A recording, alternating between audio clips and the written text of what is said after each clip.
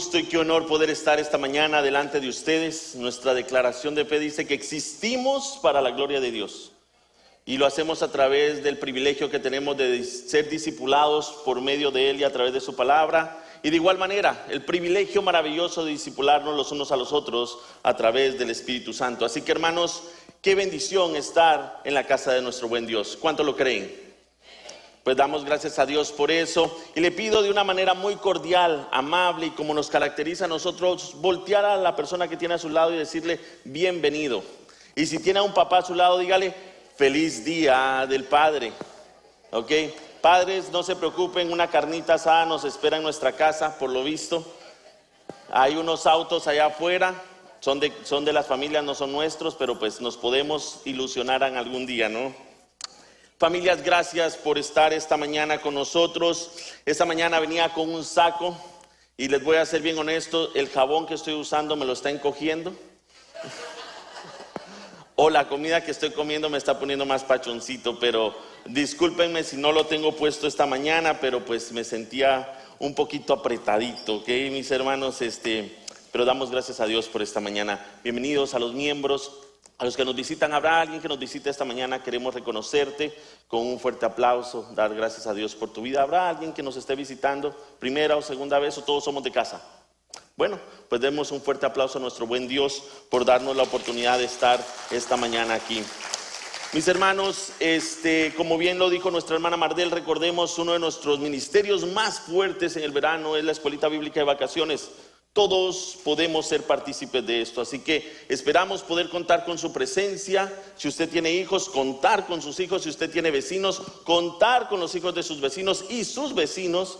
Y si usted tiene más familia, pues contar con ellos también. Así que, hermanos, por favor, hagamos que este evento no solo sea en un número de cantidad, sino sea un alcance de la palabra a través del Evangelio. Así que es una invitación para todos y un deber de todos los que somos llamados hijos de Dios.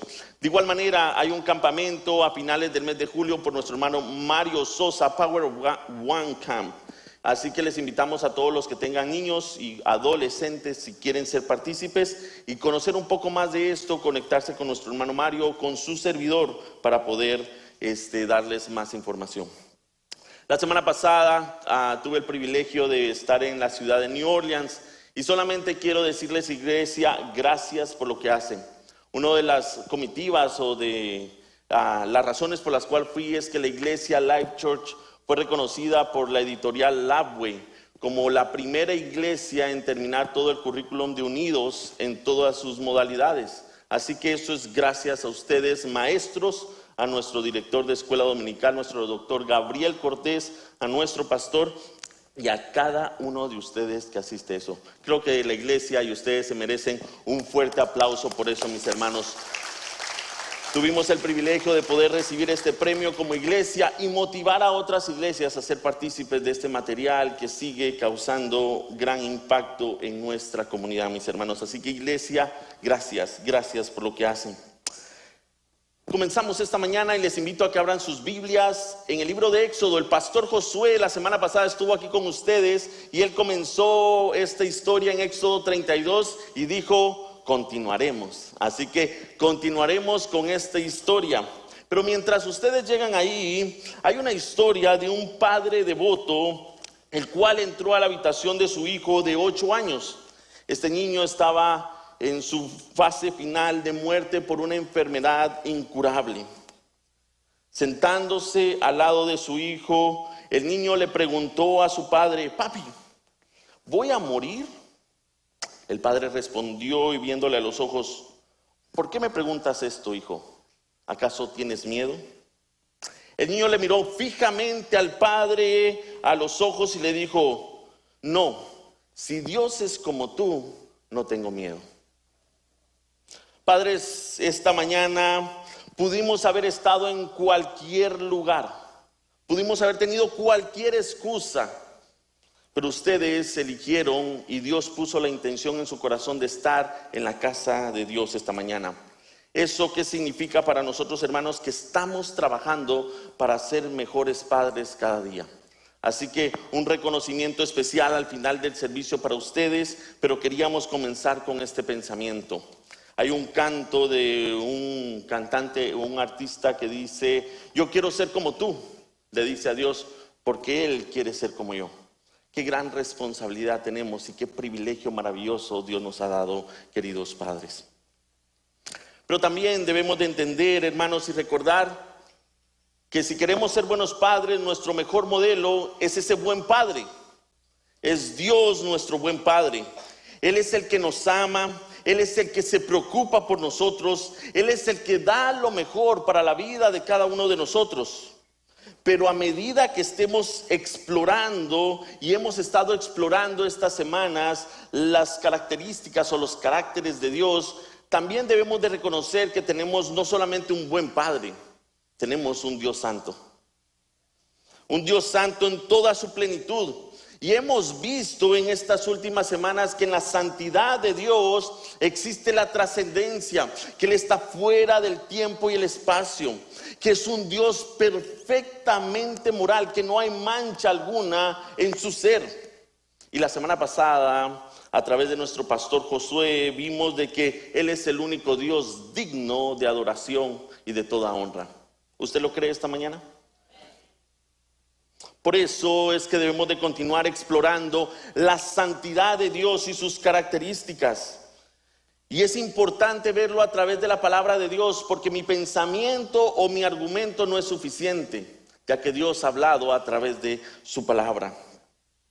Un pensador francés, Voltaire, dijo un día: Dios hizo al hombre a su imagen, y el hombre de maldad hizo un Dios a su imagen.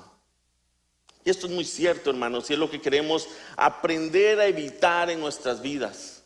Reconocer quién es Dios, pedirle a Dios todos los días que nos ayude a entender quién es Él, cómo es Él, para que nosotros no creamos un Dios a nuestra imagen o a nuestro deseo. Porque es en un mundo en el que vivimos en este tiempo, que hacemos a un Dios de acuerdo a nuestra voluntad y no de acuerdo a su voluntad. Por eso Éxodo 32 es un gran ejemplo de quién es Dios y de cuánto amor, pero al mismo tiempo cuánta justicia y cuánta ira santa tiene por amor a nosotros. La semana pasada el pastor nos habló de los primeros 6 versículos. Y nos dijo acerca de este pueblo en el cual, mientras Moisés estaba en el monte, a la altura del monte Sinaí, teniendo ese encuentro con Dios y escribiendo esas leyes maravillosas de la ley moral, el pueblo abajo estaba desesperado. ¿Y cuánto no nos desesperamos cuando sentimos que Dios no nos habla, o nos desampara, o no tenemos esa guía, ¿no? Y el pueblo de alguna manera dijo: este hombre ya no bajó. Y hablan con el líder que se había quedado a cargo, Aarón, y le dicen: ¿sabes qué? Créanos un Dios para poder adorarle, para poder darle gracias por lo que ha hecho por nosotros. Y en los primeros 6 versículos una gran tragedia ocurre, porque mientras Dios había hecho todo para sacar a este pueblo, el pueblo inmediatamente, de buenas a primeras, le da la espalda a Dios, y no solamente construye este ídolo, sino le adora. Da sacrificios al nombre de esta imagen creada. Y por eso nos dijo el pastor la semana pasada de que todo ídolo creado simplemente nos satisface por un momento, pero no puede ni crear ni producir lo que Dios hace y produce. Y es por eso que esta mañana debemos de continuar con la historia, porque esta historia no termina ahí. Hemos visto al pueblo caer, ahora veremos a Dios actuar de acuerdo a esta situación. Éxodo 32, 7 al 10 dice de la siguiente manera: el Señor le dijo a Moisés: baja ya de la montaña, tu pueblo, el que sacaste de la tierra de Egipto, se ha corrompido. Que pronto se apartaron de la forma en que les ordené que vivieran. Fundieron oro y se hicieron un becerro y se inclinaron ante él y le ofrecieron, ¿qué, hermanos? Sacrificios. Andan diciendo, dice Dios: oh Israel, estos son tus dioses que te sacaron de la tierra de Egipto. Después el Señor le dijo a Moisés: he visto lo terco y rebelde de este pueblo. Ahora quítate de en medio, para que mi ira feroz pueda encenderse contra ellos y destruirlos. Después, Moisés, haré de ti una gran nación. Damos gracias, Señor, por esta mañana, porque tú nos permites, Señor, a través de tu palabra poder entender quién eres tú en toda tu plenitud, Señor. Ayúdanos esta mañana, Padre Celestial, y el resto de nuestra vida a conocerte como tú eres, no como nosotros deseamos. A encontrarnos contigo y no un Dios creado a nuestra imagen y semejanza. A entender a través de tu palabra y la guía del Espíritu Santo, Señor, ¿quién eres tú?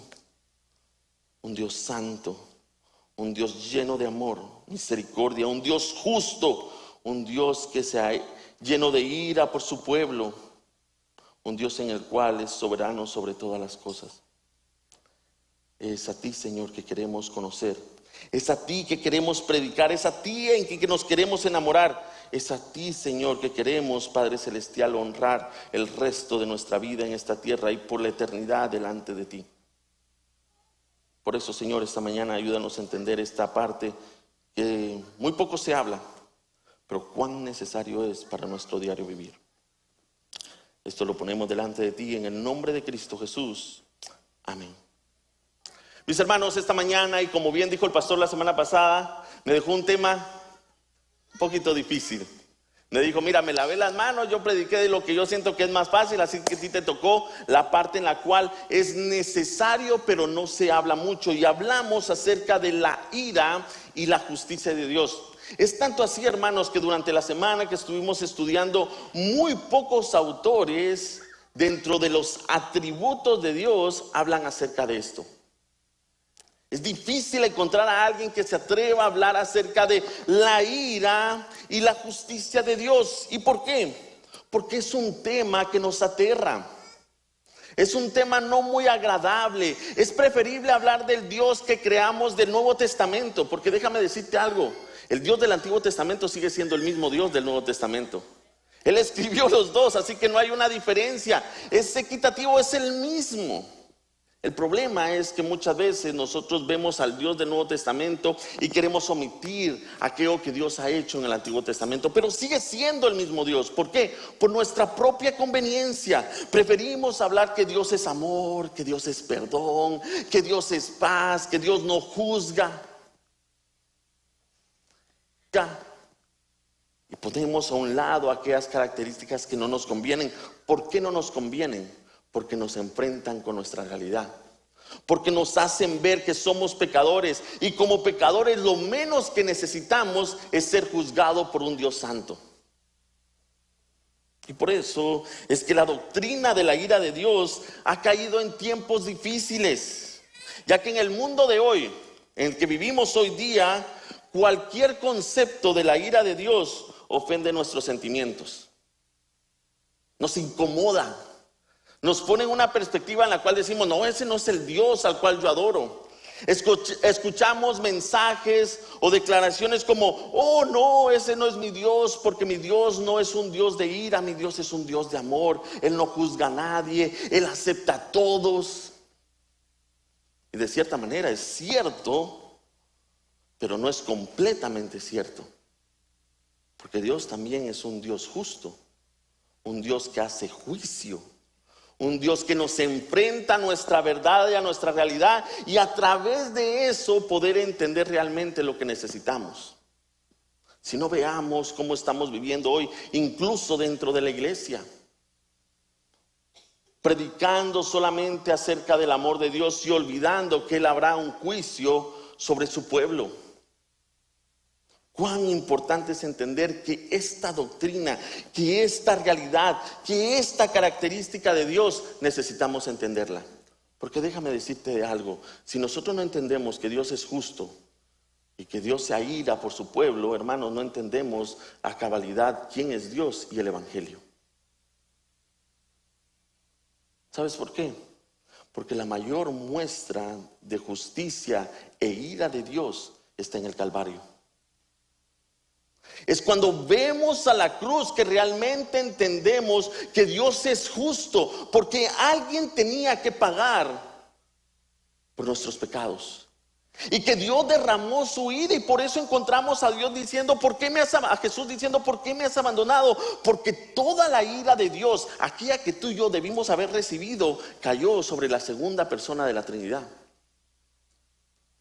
Pero también en el Calvario encontramos el mayor acto de amor. ¿Por qué? Porque a través de ese, hermanos, Dios nos muestra que Él siempre ha estado por nosotros. Y Él es el que siempre ha querido rescatarnos. Y más aún encontramos a un Dios que está dispuesto a salvarnos, a pesar de nuestra condición.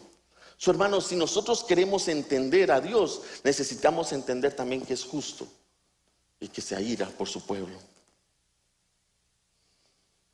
Es muy difícil en estos tiempos entender esto, porque nos posicionamos como jueces y hacemos juicio y creamos juicio y escogemos qué característica, qué carácter, qué esencia, qué parte de Dios nos conviene y no.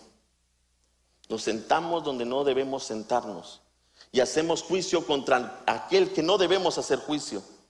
Y decimos, no es que mi Dios es así, no es que mi Dios es así, no es que el Dios que yo sigo es así. Hermanos, el Dios que seguimos está aquí revelado en su palabra. Y si no lo entendemos cómo es Él aquí, hermanos, estamos siguiendo a cualquier otro Dios. Por eso es sumamente entender la raíz de esto. ¿Dónde comienza el juicio? ¿Dónde comienza la ira de Dios? Comienza en el pecado. Esto comienza en el pecado. Porque para entender la santidad de Dios debemos de darnos cuenta que cualquier acto de impiedad es oposición ante su santidad. Cualquiera, hermanos.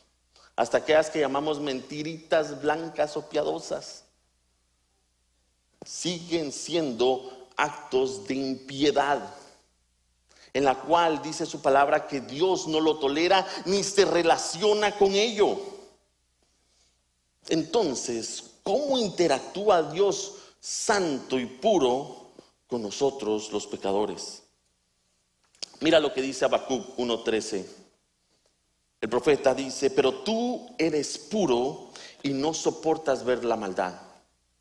¿Serás indiferente ante la traición de ellos?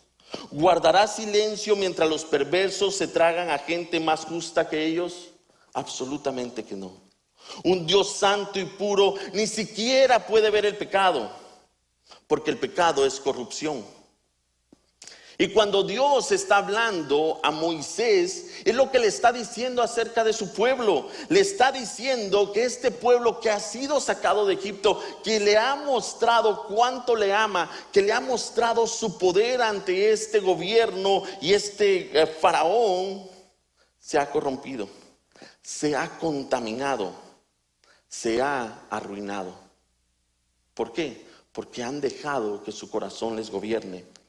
Y han tomado la justicia de Dios como algo ligero.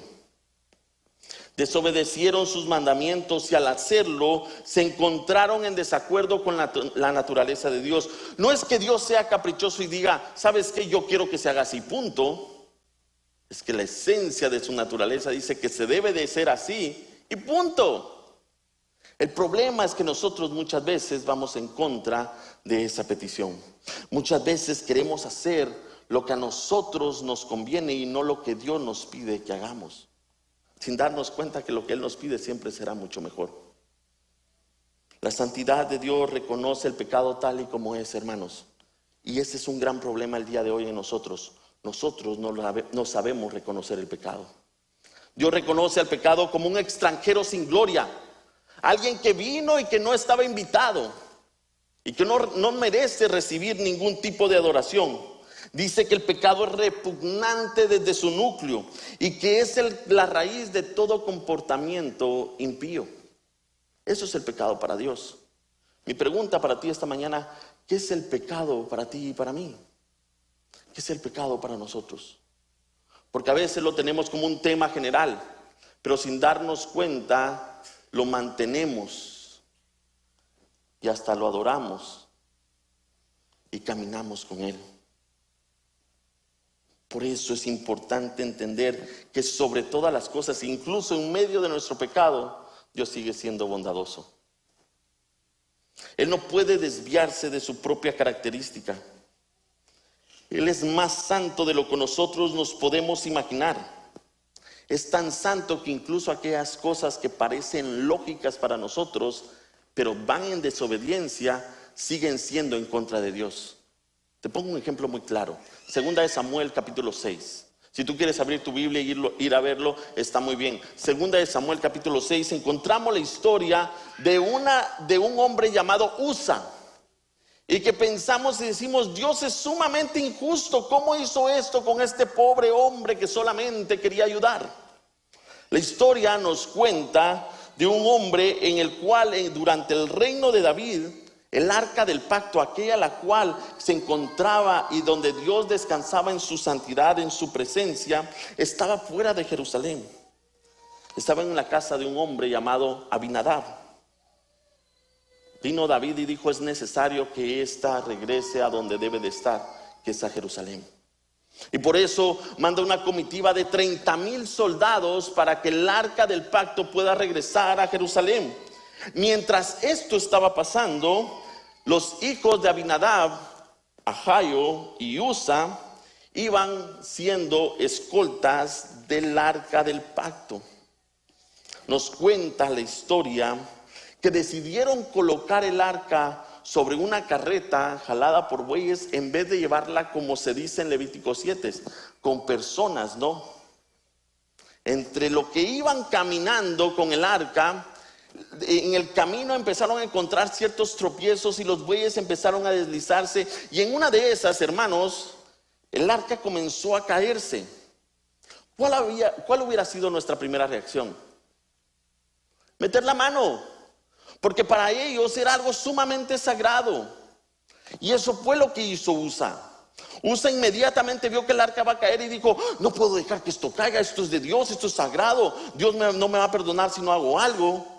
Y mete la mano. Pero ¿qué es lo que sucede después de esto? Se nos dice que la ira de Dios se despertó contra Usa y lo mató instantáneamente. Y estas son una de las historias que le digo, hermanos, si no entendemos el contexto nos perdemos totalmente del texto.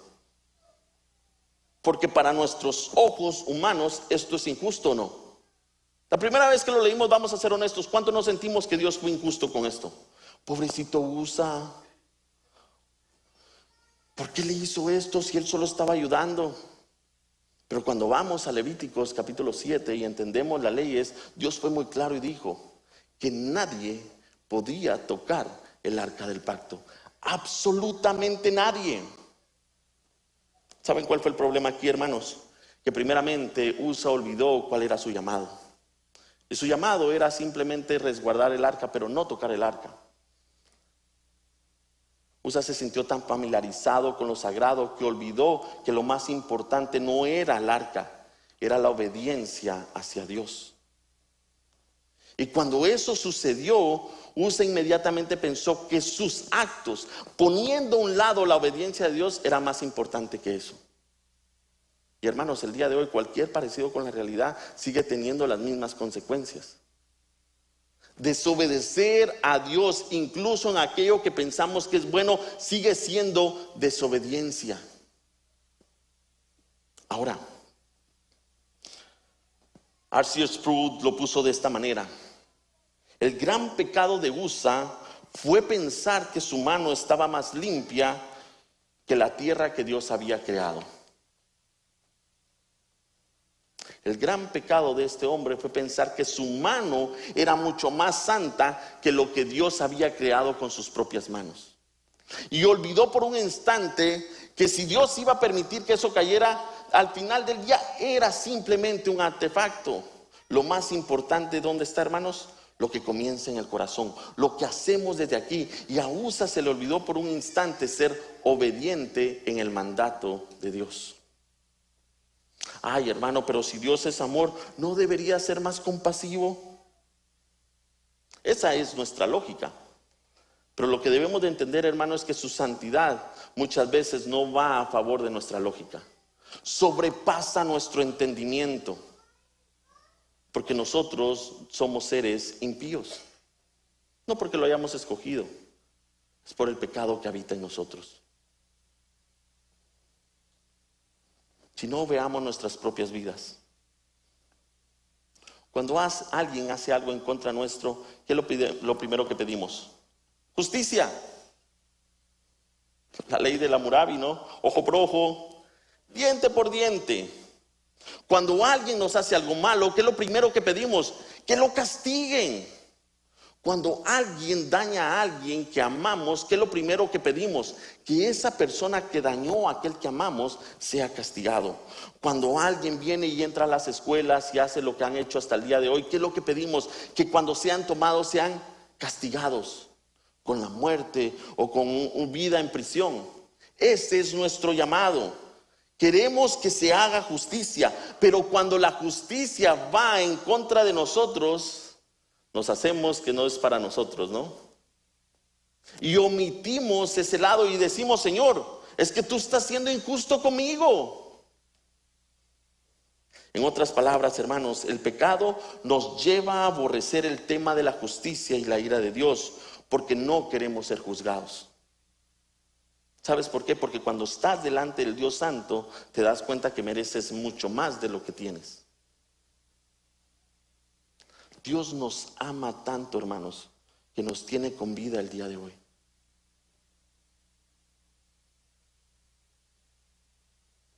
Y si no fuera porque Él es justo y su justicia atraviesa a través de su amor, el día de hoy ninguno de nosotros existiera por la maldad de nuestro pecado.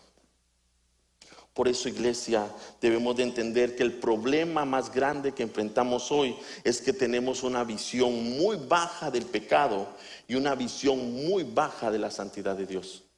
Déjame te lo digo una vez más. Tenemos una visión muy baja del pecado y una visión muy baja de la santidad de Dios. Tomamos el pecado a la ligera y pensamos que nos hemos salido con la nuestra porque Dios no ha mandado el castigo que le mandó a Usa. Pero por dentro, hermanos, nuestra vida espiritual está muriendo cada vez que seguimos pecando. Y no vemos la santidad de Dios, y muchas veces ponemos a Dios en la palma de nuestra mano y pensamos que nosotros lo controlamos y le decimos qué hacer y que muevan de acuerdo a nuestros deseos, sin darnos cuenta que su santidad y su esplendor y todo su ser sobrepasa todo nuestro entendimiento. Qué tan engañados vivimos, hermanos. Y ese es un gran problema. Porque bajo este engaño a veces incluso pensamos que somos salvos. Y oh sorpresa, nos encontraremos el día que estemos delante de la presencia de Dios y digamos: Señor, pero yo hice esto en tu nombre. Señor, pero yo hice esto para ti. Y diga el Señor: apártate de mí, hacedor de maldad. ¿Por qué? Porque nuevamente no vimos la justicia en el ámbito de Dios. Es sumamente importante entender que Dios no es solamente amor, que Dios no es solamente misericordia, que Dios es justo y que Él se aira contra el pecado y que Él hará juicio contra aquellos que sigan pecando y que disciplina a su pueblo para que nosotros seamos transformados. El juicio no será contra sus hijos, absolutamente que no, porque hemos sido justificados por Cristo Jesús.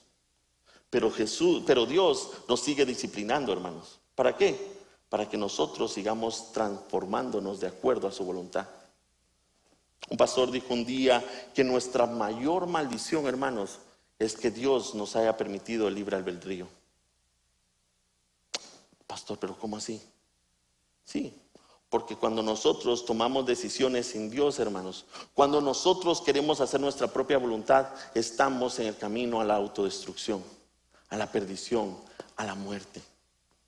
Por eso es necesario y fundamental no solamente conocer a Dios, relacionarnos con Dios, entender a Dios en toda su plenitud, para que así podamos nosotros cumplir el objetivo de nuestra vida.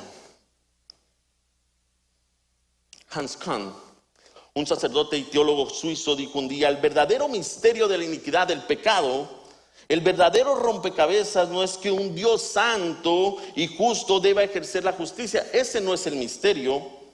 ¿Qué hay de misterioso en que un creador santo que castiga a criaturas voluntariamente desobedientes? No encuentro ningún misterio en eso. Sin embargo, el verdadero misterio es que ¿por qué Dios, generación tras generación, tolera a las criaturas rebeldes que cometen traición cósmica contra su autoridad? Ese es el verdadero misterio. Y muchos llaman a ese misterio la tolerancia misericordiosa. Hermanos, si Dios es justo, Dios también es tolerante. Y este es el asunto, hermanos. Cuando hablamos de la justicia y la ira y lo ponemos en nuestras propias perspectivas, no podemos entender a cabalidad quién es Dios. ¿Por qué? Porque cuando nosotros nos airamos, cuando nos enojamos, ¿qué gobierna nuestro ser? Ese sentimiento. Y queremos que se nos pague, y queremos que se nos atribuya, y queremos tomar venganza. Pero cuando Dios se aira con su pueblo, bajo esa misma ira también corre el amor, la compasión y la paz. Y todo esto nos lleva al fin de entender que Dios tolerantemente sigue reteniendo su juicio contra nosotros. Paul Washer dijo un día muy claramente: tenemos que visualizar a Dios con una mano sosteniendo su creación y con la otra sosteniendo su juicio sobre nosotros. Pero tenemos que tener cuidado, porque un día Dios bajará las manos y entonces nos enfrentaremos al juicio que Dios nos va y tiene para nosotros. Y durante ese tiempo que Dios está sosteniendo eso, ese es el tiempo de tolerancia misericordiosa. Es el tiempo que Dios está dándonos, no solamente para conocerle, sino para poder recibir su salvación, para poder ser transformados, para poder ser llevados de acuerdo a nuestra voluntad. Hermanos, no perdamos el tiempo, porque un día vendrá juicio sobre nosotros. Y estas manos de Dios se bajarán, y entonces nos encontraremos con lo que realmente merecemos.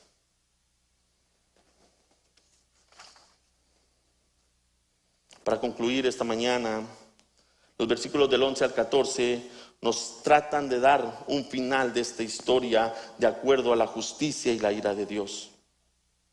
Viene Dios y le dice a Moisés: voy a llevar juicio contra este pueblo. Apártate, Moisés, porque si no también a ti te toca. Pero vean la reacción de Moisés. Pero Moisés trató de apaciguar al Señor su Dios. Oh Señor, ¿por qué estás tan enojado con tu propio pueblo, el que sacaste la tierra de Egipto con tan grande poder y mano fuerte? ¿Por qué dejar que los egipcios digan: su Dios los rescató con mala intención para matarlo en los montes y borrarlos de la faz de la tierra?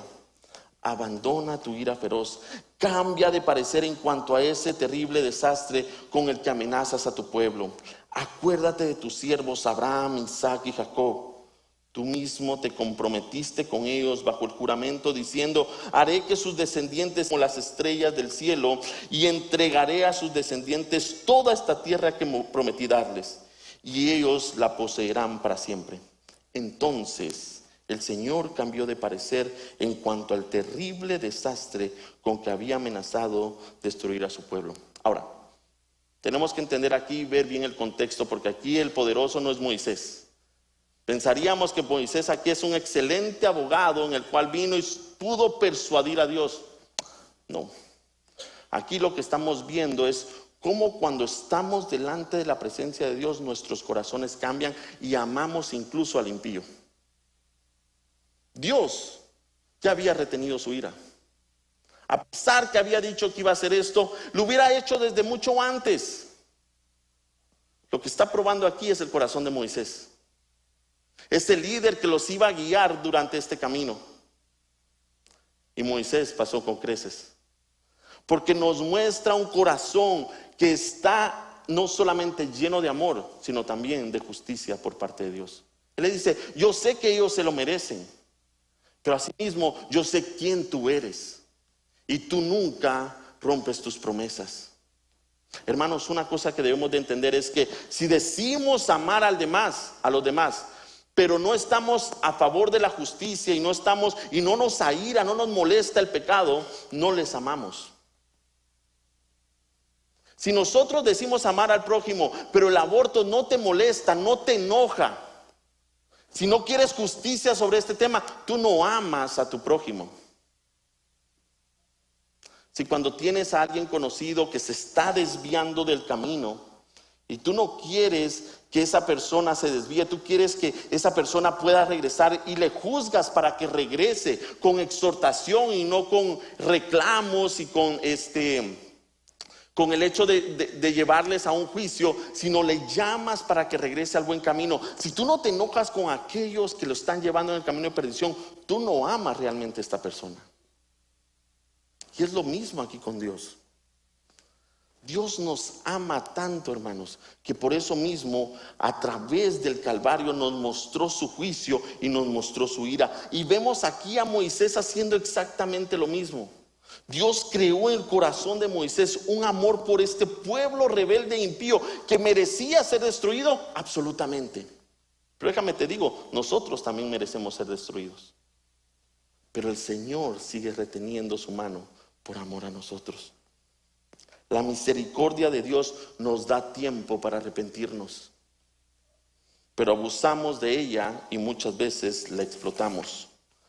Recordemos cómo vino y cuando Dios saca a este pueblo de Egipto, cuántas veces no Dios le dio oportunidad al faraón de poder dejarles ir. Le mandó una tras otra plaga, hasta que al fin el faraón no pudo más y les dejó ir. Pero ¿qué fue lo que causó la muerte del faraón y su ejército?